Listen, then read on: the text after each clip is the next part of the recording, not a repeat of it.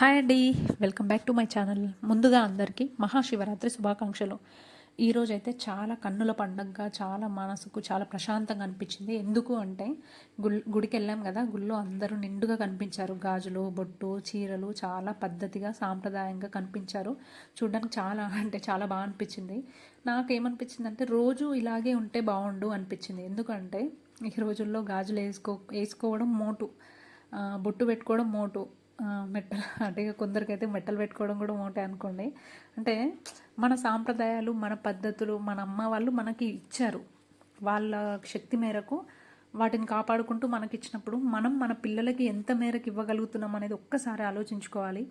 రోజు ఇలాగే ఉంటే బాగుండు అనిపించింది. అట్లీస్ట్ ఈ పండుగలకైనా ఇలా ఉంటున్నాము. రానున్న రోజుల్లో మన నెక్స్ట్ జనరేషన్ ఈ పండుగలకు కూడా ఇలా ఉండరో ఏమో ఇంకా ఎనీవే, అందరిపైన మహాశివుడి అనుగ్రహం ఉండాలి. అందరికీ మంచి ఆరోగ్యాన్ని ప్రసాదించాలని మనస్ఫూర్తిగా కోరుకుంటున్నానండి. మీరు కనుక నా వీడియోస్ని ఫస్ట్ టైం చూస్తున్నట్లయితే ప్లీజ్ లైక్ చేయండి, షేర్ చేయండి.